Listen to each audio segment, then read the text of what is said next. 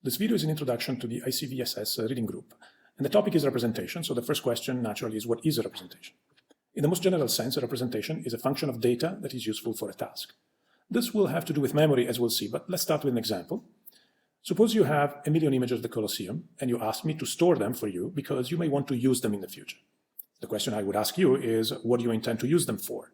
So that's the task.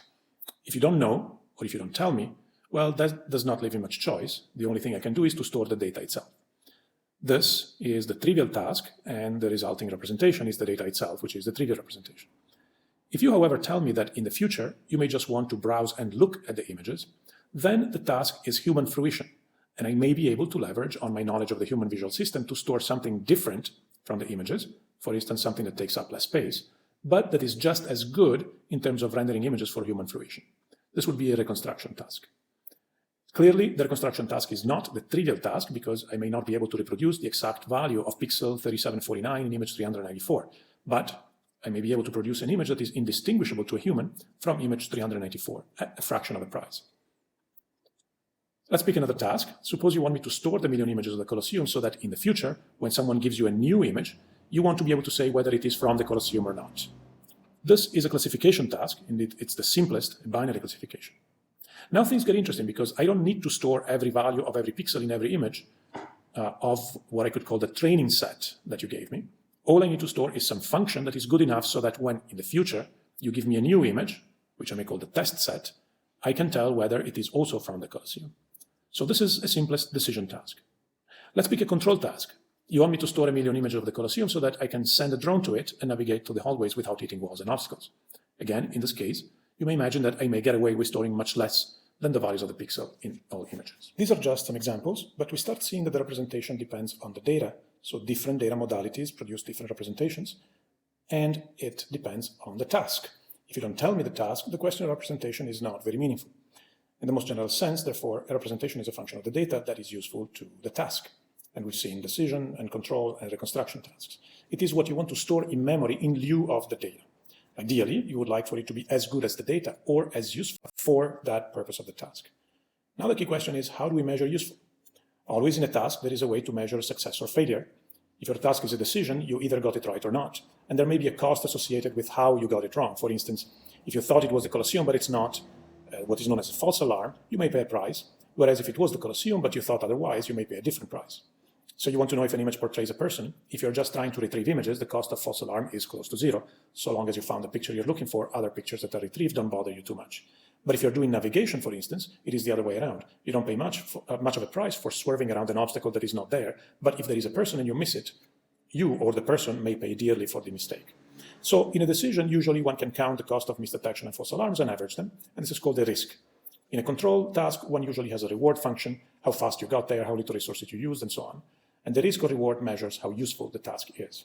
Note that the risk or reward is measured on future data. You store image of the Colosseum from past data so that once someone gives you data in the future, or the test set, you can classify it correctly. Or once your drone captures images in the future, it can use them to successfully navigate. Now, even if you give me billions of images of the Colosseum, it is unrealistic to imagine that all future images will be represented in the training set. In fact, no matter how many you have, I can always generate one that you don't. This is important to keep in mind. So, how are future images different? Well, they are still images of the Colosseum, but they may be different from the ones I have because of noise or changes of viewpoint or illumination or partial occlusions or weather. And so these are all nuisance factors. They do not depend on the Colosseum, but nevertheless affect images of it. So when we compute the risk or reward, we have no choice but to compute the expected risk or reward. And to do so, we must know something about these nuisances. So to wrap up this first phase, a representation is a function of past data that is useful for a class of tasks, where useful is measured in the sense of expected risk or reward, and this has to happen despite of nuisance factors affecting future data. Now, if every single task admitted a different representation, the problem would be quite uninteresting, as one would have to solve a number of problems ad hoc. The purpose of this introduction is to point you to well-known and established concepts that may be helpful in framing your understanding of the lectures delivered in the school. So as you listen to the lecture, try to ask yourself, what is the data? What is the task? And in what sense is what we are doing to the data useful? So in order to make things precise, let's give names to things. We call the data X. This is not a good name. Usually X is what you're looking for. Here it is what you have. This choice is made because it is standard in the statistics literature, in particular textbooks, some of which you may have to go and consult ahead of the reading group. Since we have a number of data, x1 through xt, we use an index t, which may be suggestive of time, but there is not necessarily an order. And as a shorthand, we use x up to t, x with a superscript t, to indicate x with indices up to t. The future data we indicated with y, and the task is represented by a symbol theta. This could be a parameter that exists but is unknown. For instance, the identity of the monument portrayed in the picture. It is either the Colosseum or not. Or it could be something that is intrinsically stochastic, for instance, the temperature in Rome in July. It could also be the 3D model of the Colosseum needed for navigate, for instance, shape S and albedo, which is a function defined on S with positive values. It is basically what you need in order to accomplish the task. We can abstract the task to questions about the data. For instance, if theta is 0, 1, then the case is trivial, it's a binary classification. But even if theta is a 3D model or a navigation task, we can discretize it into, for instance, where do I turn next, or which position of n do I set my foot next. So the task can be abstracted into questions about the scene. Now, a function of the data is a representation, which we call phi, is a representation if it is useful for a task, regardless nuisance factors affecting future data. Functions of the data are called statistics, so we are looking for statistics. X up to t is called the sample, or the training set, or the past data, and future data, which we don't yet have, is called the test datum y. So clearly, I must assume some connection between the past and the future. For instance, I can assume that they're both generated by the same scene, or by the same model, or that they both pertain to the same underlying cause or task. What is different in future data, however, is that they are affected by nuisances, which we don't know and we cannot control. Note that nuisances affect past data as well, but that we have, and we can do whatever we want to it. Those are the known unknowns. The problem is future nuisances, which are the unknown unknowns. So the data contains information on theta. We would like for the representation to contain just as much information, so at least we don't throw away any. Can it contain more? Can we increase the informative content on data by processing it? Unfortunately, we cannot. It's a well-known and straightforward fact, the data processing inequality. And that should make you think, because why do we do what we do in vision? Why do we take the data and compute statistics on it? We do edge detection, segmentation, feature selection, and so on and so forth. Statisticians say that we cannot create information by torturing the data, but certainly we can leverage on our knowledge of the task to store a representation that is just as informative as the data, but perhaps easier to work with smaller complexity, and so on and so forth. How do we formalize these concepts? So we need some facts from basic statistics and information theory, notions of entropy, mutual information, and so on and so forth. These are well defined for discrete random variables. They're a bit tricky to extend, but at least they should serve as analogies moving forward. Information is a measure of uncertainty reduction. The data X contains information on the object of interest, theta, if it reduces the uncertainty on the latter. Take the 20-question games. You think of something, call it theta, and I have to guess. Before I ask any question, theta can be anything. After I ask you a question, I am less uncertain about theta. After 20 questions, presumably, I have so little uncertainty that I can guess. So we need to define uncertainty. Uncertainty is a property of a distribution of a random variable. It is not a property of a measurement. For a Gaussian, for instance, the one in red, the standard deviation could be taken as a measure of uncertainty. The larger it is, the more uncertain we are if we were to guess the value of a sample from that distribution. But for a non-unimodal distribution, the standard deviation is not a good measure of uncertainty. For instance, the distribution in blue has the same standard deviation of the one in red, but if we were to guess the value that a sample takes, we would be more comfortable guessing either -6 or 0 or 4. We will use a standard textbook to guide us through some elementary concepts of information theory, specifically the most common notion of uncertainty, which is entropy, which is a measure of volume of a distribution. So for discrete random variables x, that are distributed according to P of x, then entropy is simply the expectation of minus log P of x. The minus is so that it's a positive number, because log P of x is always negative. And it is a measure of uncertainty in the sense that it measures somehow the volume of the dispersion or the dispersion of the distribution. I will browse through this textbook and just highlight some of the most critical concept for us. The joint entropy is simply the entropy of the joint distribution of two random variables, two or more random variables.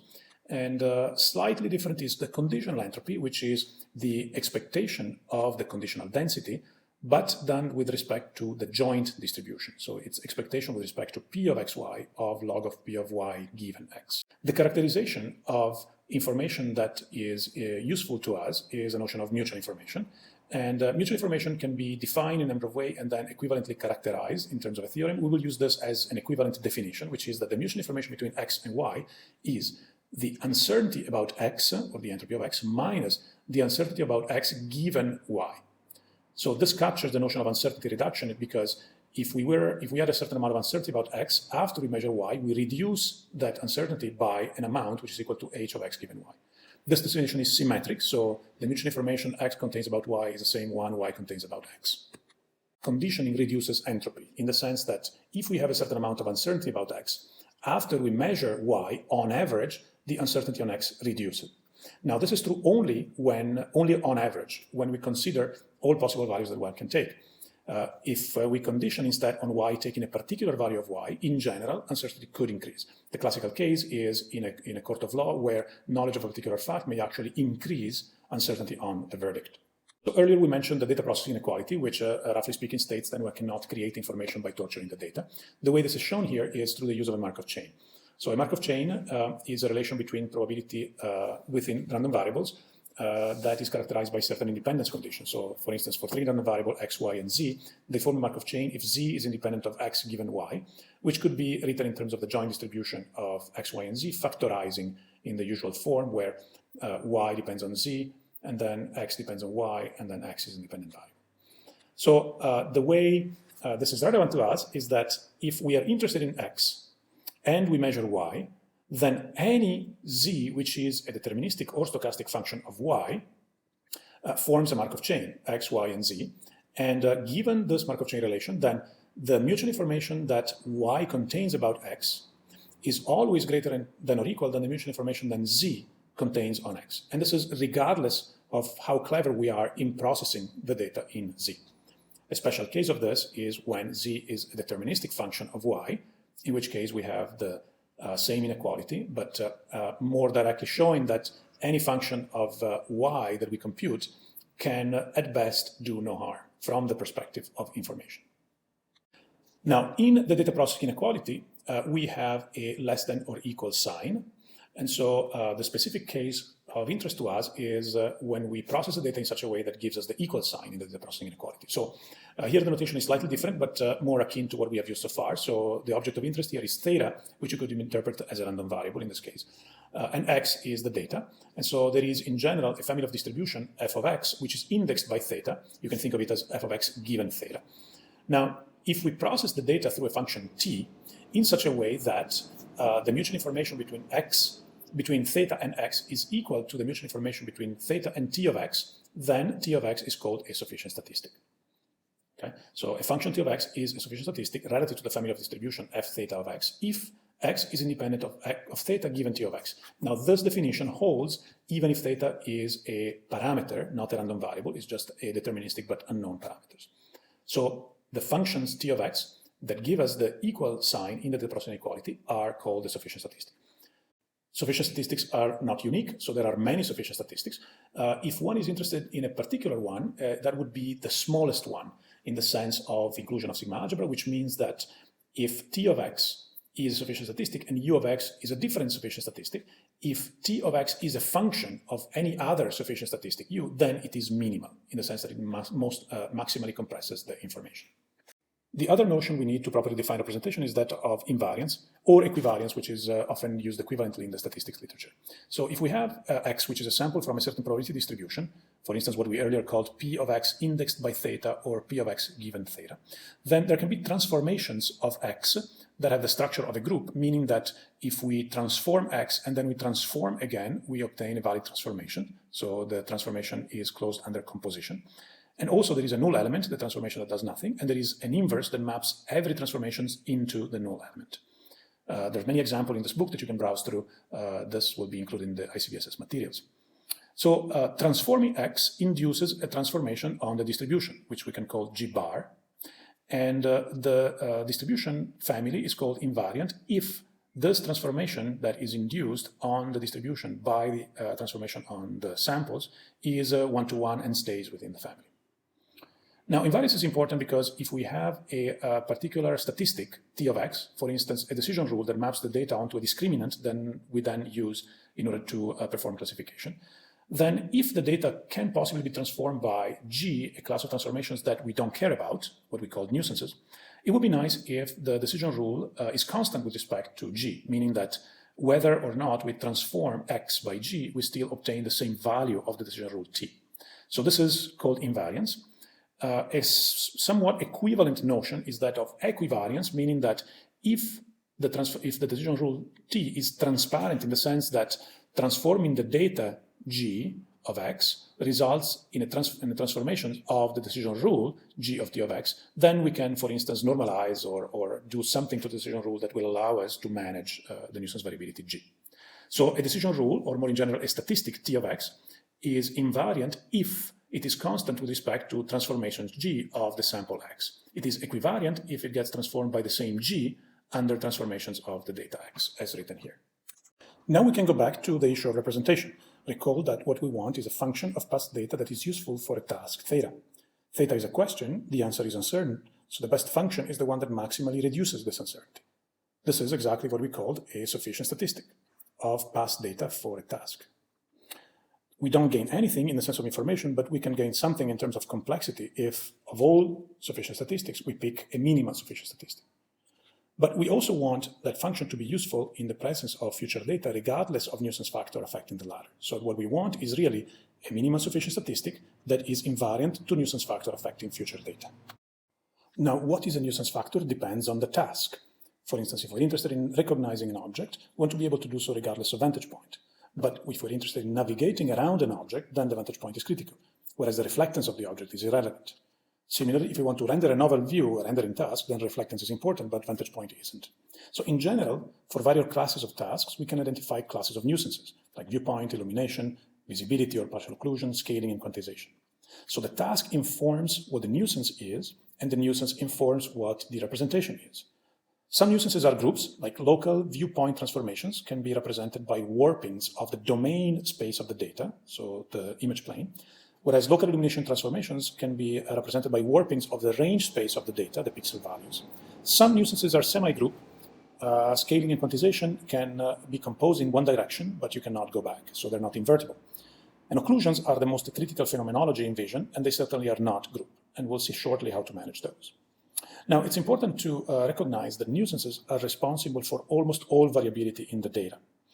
If I think of an image as a point in a space, a very high-dimensional space of images, then by changing, for instance, viewpoint, illumination, partial occlusion, and quantization, I can obtain an open set of images in the space, and in fact, I can generate an open set that has a volume, the entire volume of the set of natural images. So a representation ideally should be something that retains all the information in the data in the sense that it retains all the elements of the data that reduce the uncertainty on the task, but it should discount or eliminate as much as possible nuisance variability. So to summarize, a representation is any function phi of data, x, that is useful to accomplish a task once future data y becomes available, regardless of nuisance factors g affecting the latter. Of course, the representation depends on the data, it is a function of it, but it also depends on the task. And for any representation, one ought to be able to declare how to measure useful or informative. For the case of visual data, the data are just images or arrays of positive numbers. And for tasks, we can abstract tasks about questions about the scene, which we call theta. These could be questions about the geometry of the scene, for instance, shape, the topology of the scene, or visibility, the photometry of the scene, appearance of material, the dynamics, motion, actions, events, and semantics, identities and relations of objects within the scene. Now, if we wanted to reconstruct the scene, then the object of interest would be an infinite dimensional object having to do with shape and reflectance. And in general, we can never infer the true scene, if it existed, exactly. So, but depending on the task, we may have classes of nuisances that may include viewpoint, illumination, partial occlusion, calibration, sensor calibration, and so on and so forth. So, of all representations, the optimal one, or which is not necessarily unique, would be one that maximally reduces the uncertainty on the task. So it would be a minimal sufficient statistic. And it would be one that is minimally sensitive to nuisance factor affecting future data, so it would be an invariant statistic. Now, there's question as to whether these statistics exist, and if they do, can they be computed, under what models on the environment, and so on and so forth. So I would like to first point out that the likelihood function, which is the family of distributions of the data indexed by theta that we mentioned earlier, is actually a minimal sufficient statistic. Now, this statement is straightforward in one sense and tricky in another sense, but because the likelihood function in general is infinite dimensional, so what exactly it means for that to be minimal require some care, but this has all been worked out in the 50s, and you're welcome to consult this reference if you wish to do so. Now, the likelihood function is a minimal sufficient statistic in the sense that if you knew the likelihood function, you could throw away the data and just keep the function, and you would have lost nothing from the standpoint of information. Now, of course, it is not invariant to nuisance factor. So if we replace future data in here, p theta of y, and then we transform future data with g, so p theta of gy, we would obtain a different statistic. So how do we measure nuisance variability? Well, one way is to marginalize it. So if we transform x by g and we condition on g, then we can average out g with respect to some prior if we have it, and that would be called the marginal likelihood. The marginal likelihood is invariant only if the measure with respect to which we perform the averaging is the uniform measure, which may be improper in the case of non-compact groups. An alternative is to profile the likelihood, which means to search for all possible values of g for the one that maximizes the likelihood given the data. Okay, this is an invariant, but it entails a search at test time, because once I get the test data y, only then can I search for the g that gives me maximum likelihood for the parameter theta. Now, if one needs to do the search on this computer, necessarily it must downsample the group G in order to search. And in general, downsampling induces aliasing phenomena. Aliases are extrema in the discretized function that do not exist in the original function, continuous functions. And so classical sampling theory teaches us that if we downsample a function to avoid aliasing phenomena, what we want to store is not the value of the function at the sample, but some local average of the function in a neighborhood of that sample with respect to some weights. Now, this local average could actually span the entire space, and classical sampling theory only pertains to nuisances that belong to the translation group of the real line. So this is a slight generalization of that. But in general, you can see that in order to computationally make the likelihood function, which is a minimal sufficient statistic, into an invariant, what we can do is we can sample the group and locally marginalize it with respect to some measure. And this local marginalization is known as mean pooling in the ConvNet literature, so you might already be familiar with it. So we have a formula. Now, is this formula actually computable? Can we do something useful with it? Because, of course, we don't know what the expression of p theta g of x is. So let me give you at least an example when this can be computed. It is admittedly a trivial example, but nevertheless one that most people in vision might be familiar with. So here's the example. I give you one single training image x. And the task is that of determining whether a future image y comes from the same scene that generated x. Now, because I only gave you one image, I might as well identify x with the scene theta. And I need to declare what the nuisances are. So I will tell you that future images can be affected by changes of the range space of the image, so changes of the pixel values, that are represented by a constant transformation. A contrast transformation is one that can change arbitrarily the value of the pixels, but cannot invert the order. So it's a monotonic continuous transformation of the range space of the image. And the domain space of the image can be transformed just by planar similarity, so translation, rotation, and scale. Of course, there could be occlusions, and so therefore I may have to restrict myself to a local region of the image. For instance, one identified by a particular element of the translation group, and the rotation group, and the scale group. So what you can show is that under these assumptions, the assumptions of the Lambert ambient model that assumes that illumination is constant and illumination changes are represented by contrast transformations, and then domain changes are just planar similarities, then an invariant to contrast is given by this expression, which is as follows. Take the training image and determine a likelihood function of the orientation of the gradient of the test image given the training image. For instance, this could be a bilinear kernel that compares the angle of the gradient of y with the angle of the gradient of x, and weighed by the norm of the gradient of x. Okay. Now, under these assumptions, this is a maximal invariant in the sense that it throws away contrast transformation, because if you transform y by a monotonic continuous transformation, this expression does not change. And it only throws away contrast transformations and nothing else. Now, once we include also transformations of the domain of the data, we have to marginalize translations, and we have to marginalize rotation and scale. So let's leave rotation and scale out for a second. But if we marginalize translation, then we obtain this expression, which we could write, for instance, instead of a bilinear kernel, with a Gaussian kernel that compares alpha, which is the gradient orientation of the test image, with the gradient orientation of the training image, and then averages it over space with some type of averaging kernel, here for instance a Gaussian with scale sigma, and then weighs by the gradient norm of x. Now this expression is now, under this assumption, is an invariant minimum sufficient statistic of past data with respect to nuisance transformations affecting future data under this type of nuisance action. Now this expression, for those of you who are familiar with it, is very reminiscent of SIFT, because SIFT computes the gradient orientation, and for every possible orientation alpha in one of 8 bins at a particular location, U, measure the number of pixels or counts the number of pixels that have gradient orientation close enough to alpha, let's say within a bin width epsilon, and then averages it in space with a bilinear kernel with a certain width sigma, and then weighs by the gradient norm. One thing to notice is that this expression is invariant to contrast transformation of future images, y. It is not invariant to the contrast transformation of training images x, because if you multiply this x by 2, this entire expression gets multiplied by 2. It's a likelihood function, it's not distribution. So this is one example. It can be generalized to from the translation group, which is what SIFT does, to the translation scale group, which is what DSP SIFT does, to more general groups, and with that necessarily would require multiple images, because from a single image we cannot distinguish nuisance variability from intrinsic variability. So at least in a trivial case, we can actually compute in closed form the minimum sufficient statistic that is invariant to nuisance factor.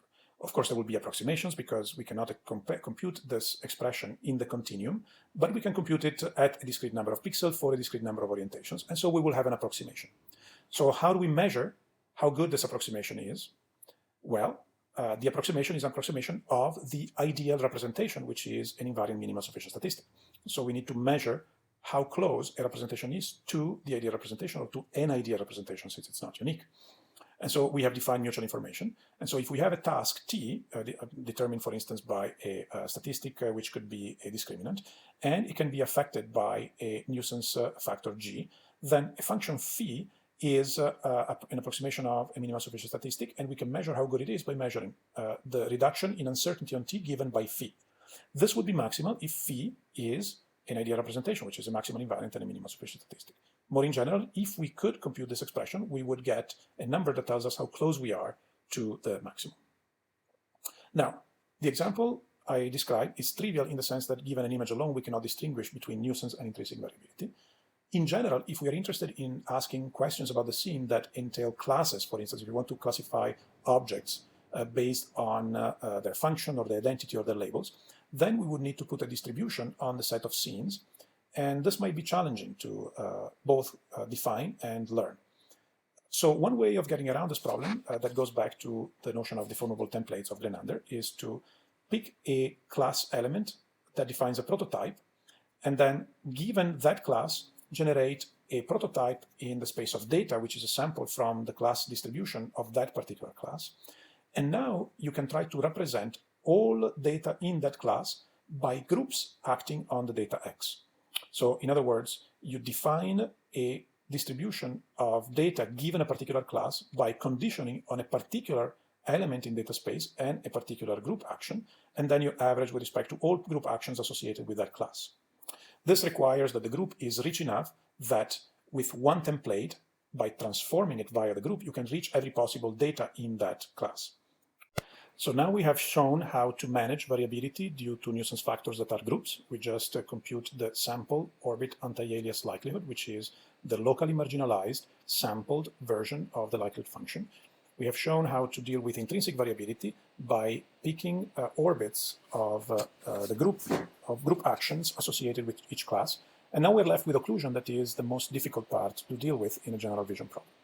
So if we want to make the discriminant invariant with respect to occlusions affecting future data, we would have to determine what part of a future image portrays a portion of an object that was seen in a training image.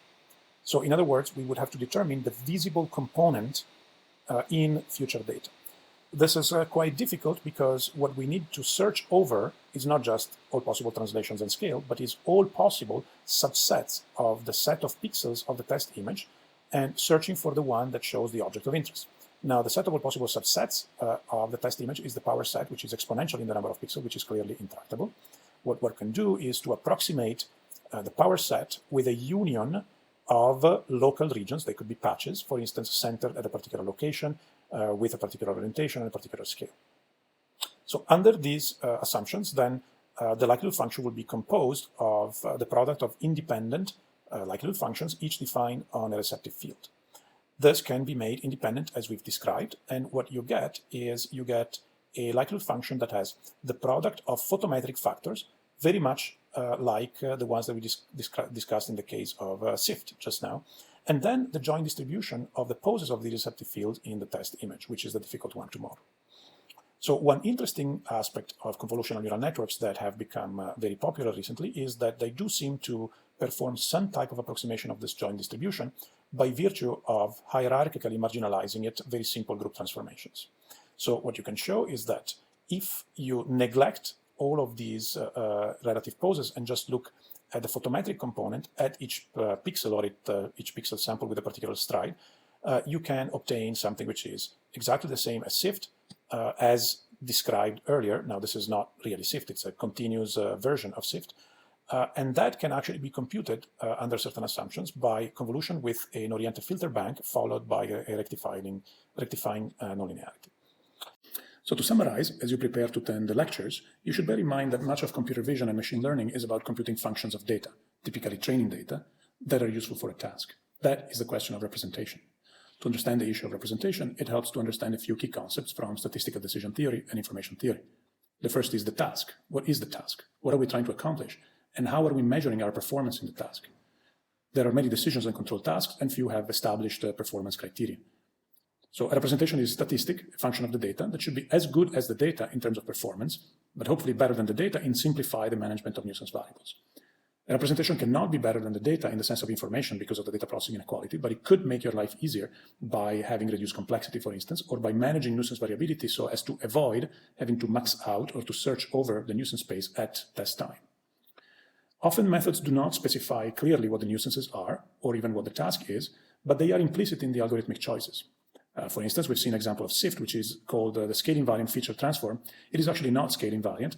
The detector is scale covariant, so it transforms together with the nuisances, with the data, and the descriptor is not invariant at all to scale. It is also not invariant to contrast. So look at the algorithm, look at the definition, and try to understand what the underlying assumptions are, even if they're not stated. Now, invariance is a word that's widely misused. In statistics, as we've seen, it's used instead of equivariance. In machine learning, people use it often instead of insensitivity, a function that changes little when the nuisance changes little. This is not invariance, it's a sensitivity. In particular, it's called BIBO sensitivity, or bounded input, bounded output sensitivity. That means that small perturbations of the input, typically to an operator, produce small perturbations of the output. So a function is BIBO insensitive, is small perturbation in, produce small perturbations out. And the ratio of the two is called the sensitivity gain. Similarly, you might hear the word stable or stability, but stability is a property of an equilibrium, and here there is no equilibrium. So do some homework and look up these concepts. Then during the lecture, ask yourself, and then after the lectures, ask your mentor, what is the underlying task? What are the nuisances? Which of them are managed directly by the algorithm explicitly? Which of them are learned? How do we ensure that the training set is sufficiently rich to represent these transformations? And how is the data processing that's performed tied to the task? How is what is being done related to an ideal representation? Because what we have seen is that it's possible to formalize the notion of an ideal representation. And of course, this will have to be approximated. And so it's worthwhile to think about how any particular data processing scheme, including what is currently labeled as representational learning, relates to the ideal representation.